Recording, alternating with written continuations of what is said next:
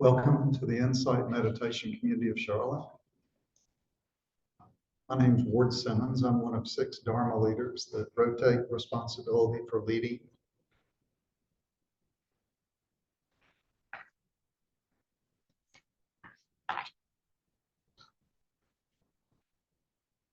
You may be aware that we're in the middle of our Sutta summer series. So for the next several weeks, each Dharma leader will be exploring a sutta of their choosing.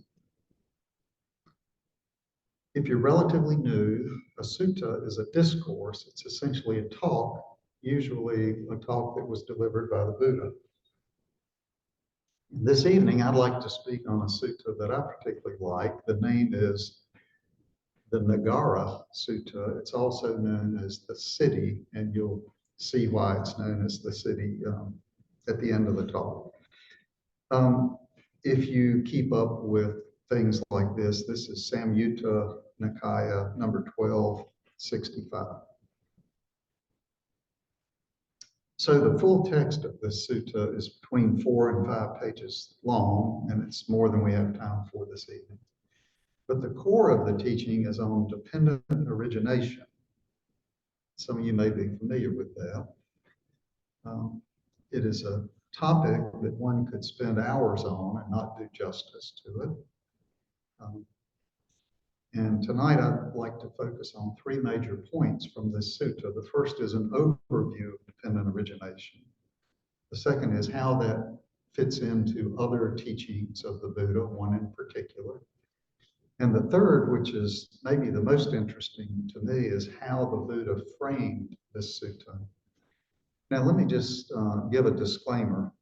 I've got 20 to 25 minutes, and not only are we going to look at an overview of dependent origination, but we're going to look at a couple other things. So if you are expecting to have a thorough understanding of dependent origination at the end of tonight's talk, I promise you, you will be disappointed. The Buddha taught about dependent origination in many suttas. It's also referred to by a variety of terms in this day and time. Dependent arising, dependent co-origination, dependent co-arising, conditioned co-arising. I say that just to say, don't get tangled up with all that. It's all the same teaching. We could explore why those terms, one's better than the other, but that's not our focus tonight. So what is dependent origination? It's really a 12-step process whereby dukkha unfolds in our lives. Now, if you're not familiar with the word dukkha, it's a Pali word. Pali is the language spoken during the time of the Buddha. And this Pali word is often translated into English as suffering. I think the term unsatisfactoriness is a better translation. So when you hear Pali, when you hear dukkha, just think unsatisfactoriness. It's a condition that permeates most, if not all, of our moments of experience. We don't like to hear that, but it's kind of true. You know, we want what we don't have. That's dukkha. And then when we do get what we want, we worry about how we're going to keep it. That's dukkha. And we don't want what we do have. That's dukkha. And then when we manage to avoid getting, when we avoid getting what we don't want, we worry about how we're going to keep it at bay in the future. It all sounds exhausting, and it is. And that's why it's nice to know that we can move away from dukkha. So in its most basic form, dependent origination describes the following chain of events. Each successive link in this chain is dependent upon the previous link. So 12 links: ignorance, volition, which when you hear that, you can hear intentional action and its results, consciousness, mind and body, the senses, contact, feeling tone, craving, clinging,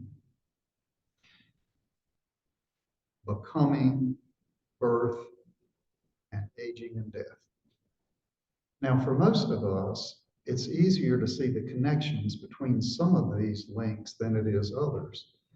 For example, I think it's pretty easy to see the connection where craving or desire will lead to clinging or attachment. So I really want a piece of chocolate pie, and now I've got the pie, and I'm really attached to it. I don't want to give half of it to who I'm dining with. Other links here, the connections take some more attention to really see the connection. And we have to spend some time understanding the context within which each of these terms is used, because it's not necessarily the context of our everyday conversation. But for this evening, my objective is to create an awareness that these links exist. You know there are 12 of them. You know the idea one is conditioned upon the previous one. So here are 3 statements regarding dependent origination. It's sometimes referred to as this, that conditionality. And the Buddha stated it this way: when this exists, that comes to be. With the arising of this, that arises. When this does not exist, that does not come to be.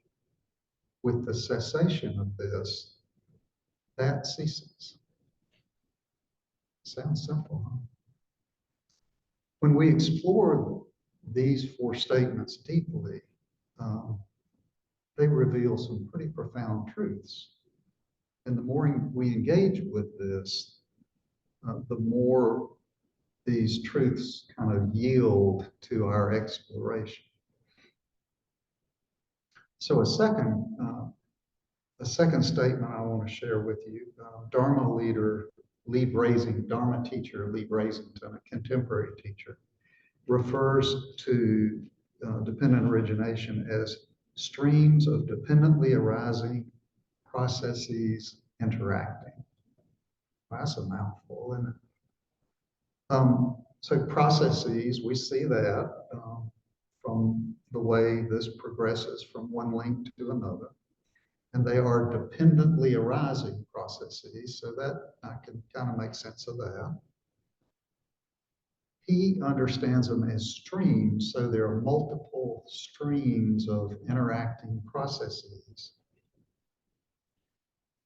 And they're interacting with one another. Sounds complicated, and it can be. In his book on dependent origination, he makes this statement: dependent origination is the richest vein to mind in the whole of the teachings. That's a pretty profound statement, the richest vein to mind. And here's a third statement. This is what Theravadan scholar and monk Bhikkhu Bodhi says about dependent origination in his anthology, In the Buddha's Words. The ultimate purpose of the teaching on dependent origination is to reveal the conditions that sustain the round of rebirths, and thereby to show what much must be done to gain release from the rounds. Now, let's pause here for a moment and look at the use of the term rebirth. Most of us were raised in Judeo-Christian traditions, and most of us find the idea of rebirth unfamiliar.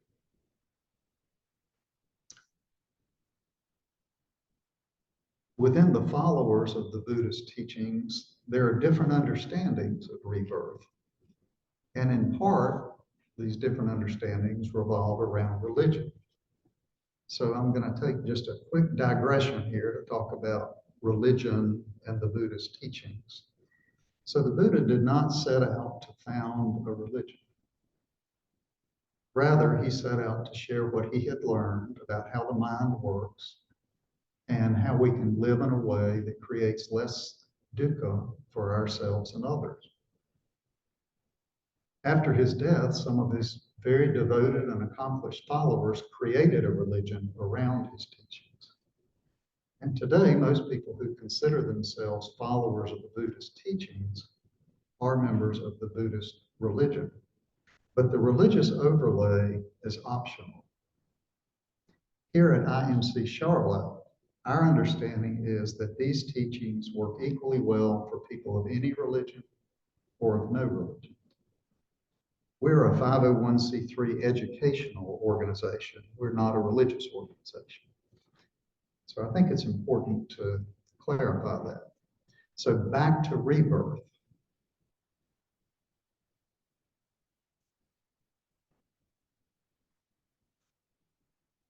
I think it's safe to say that almost all religious Buddhists believe in rebirth, and some non-religious Dharma practitioners also believe in rebirth, but there are many credible, respected practitioners for whom that is not their understanding.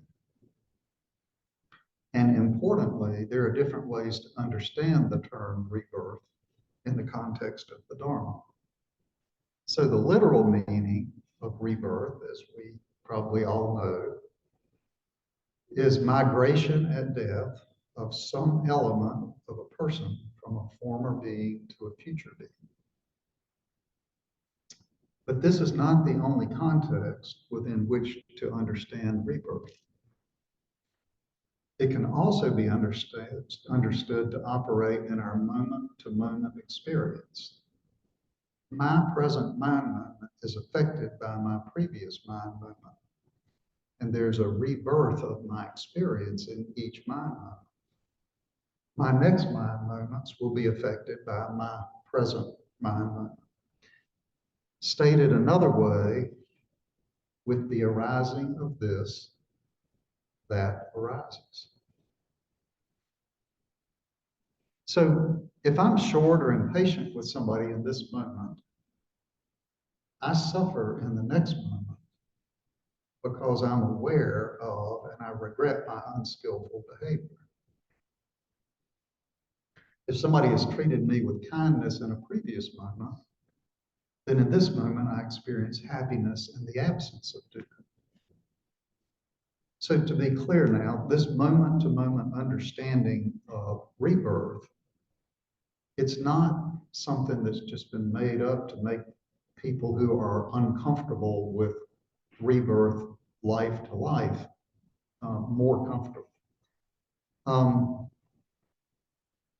It's integral to what the Buddha taught. And so if the concept of rebirth in future lives doesn't fit with your understanding, simply hear the references to rebirth in the context of your moment-to-moment experience, because that is a valid understanding. So now I'm going to just repeat Bhikkhu Bodhi's words, and you can hear it in that context. The ultimate purpose of the teaching on dependent origination is to reveal the conditions that sustain the round of rebirths, and thereby to show what must be done to gain release. The teaching on dependent origination is intended to reveal conditions that sustain our unskillful behaviors and to show us what must be done to escape them. So if you don't feel like you understand dependent origination yet, congratulations, you've been paying attention. The purpose has been to introduce the concept so that you'll be familiar with it when you next encounter it, and maybe you'll be inspired to put it on your list of topics to explore.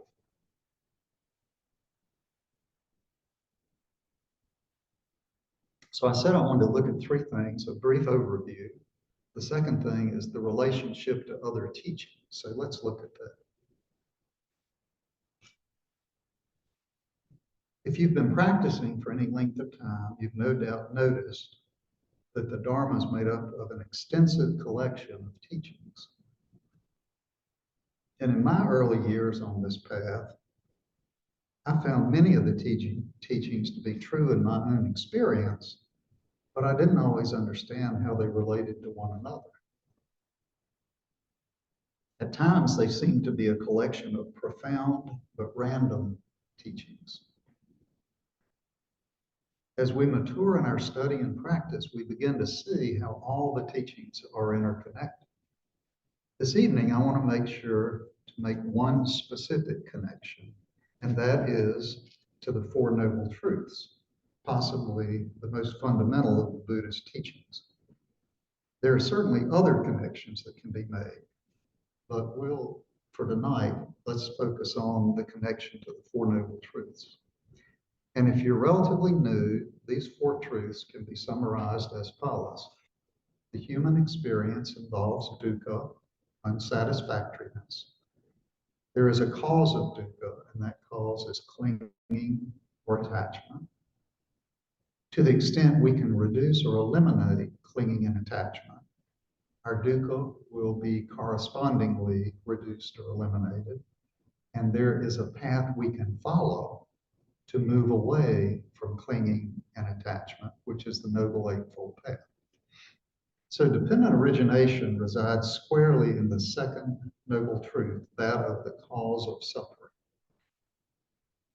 As Bhikkhu Bodhi said, it is intended to reveal the conditions that sustain our unskillful behaviors.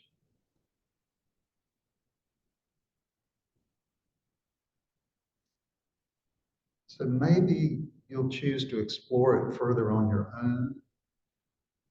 Maybe you'll encounter it in your study and practice as the months and years go by. But in any case, just remember that it is an exploration of the second noble truth. Also worth noting is the Buddha didn't just say, with the arising of this, that arises. He went on to say, with the cessation of this, that ceases. So there we have the third noble truth, the end of dukkha. Taken in reverse order, these 12 links can be used to work backwards to pull ourselves out of dukkha.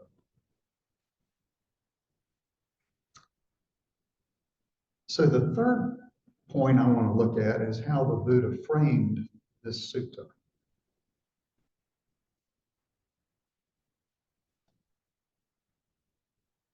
Here I'll go back to the fact that most of us were raised in a Judeo-Christian tradition. And from this perspective, there is this higher power, and our task is to figure out how to be in relationship to this power in an appropriate way. When we encounter other traditions, we can very easily, unconsciously, transfer this frame of reference to the new tradition. And this is evident in the way that even the Buddhist religion treats the Buddha as a deity. So I want to share a couple of passages from Stephen Batchelor's excellent book, Buddhism Without Beliefs. When asked what he was doing, the Buddha replied, he taught dukkha and the end of dukkha. When asked about metaphysics, for example, the origin and end of the universe, or whether the body and mind are identical or different, or whether his existence or non-existence, ask about his existence or non-existence after his death, he remained silent. He said that Dharma was permeated by the single taste of freedom, and he made no claims to uniqueness or divinity, and he did not have recourse to a term that we would translate as God. That's an interesting statement. The Buddha didn't have a term that we would translate as God.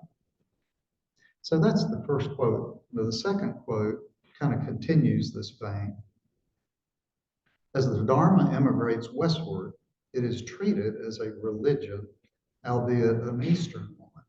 The very term Buddhism, an invention of Western scholars, reinforces the idea that it is a creed to be lined up alongside other creeds. First and foremost, the Buddha taught a method, that is Dharma practice, rather than another ism. The Dharma is not something to believe, it is something to do. So when we step back and remove our unconscious religious overlay to whatever extent we're able to do that, of the Buddha as a deity, we begin to see his teachings in a really different light. This is one of the things I love about this evening's sutta. He points himself out. He himself points out his status as simply one who has come to understand something that others have come to understand before him. In the concluding section of the sutta, he describes the outcome of his insight into the operation of dependent origination. And remember that this embodies the second and the third noble truths. And he states that this led him to the fourth noble truth, that is the Noble Eightfold Path. So here is his statement. Now he's preceded I don't want to read it all to you, but he's preceded it by saying it's as if someone has found a long abandoned city and uncovered this city. And so that's where the term, the city, in the title that I mentioned in the beginning comes from. But he continues on. So too, I saw the ancient path. Here he's talking about a path into this abandoned city. I saw the ancient path, the ancient road traveled by perfectly enlightened ones of the past. And what is that ancient path, that ancient road? It is just this Noble Eightfold Path. That is right view, right intention, right speech, right action, right livelihood, right effort, right mindfulness, and right concentration.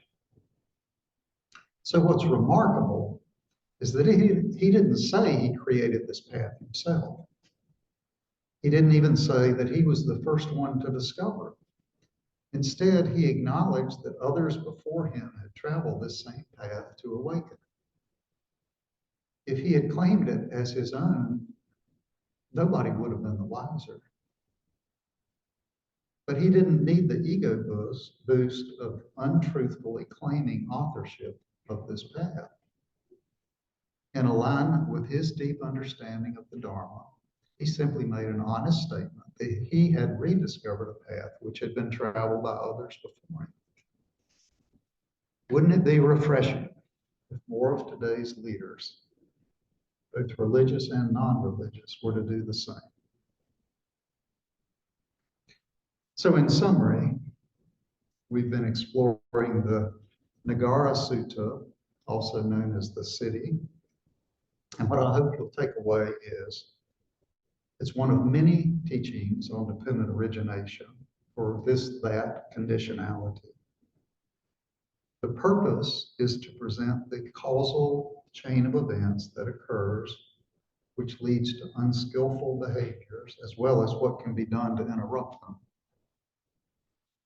This chain of events can be seen happening in every series of mind moments we experience in our daily lives.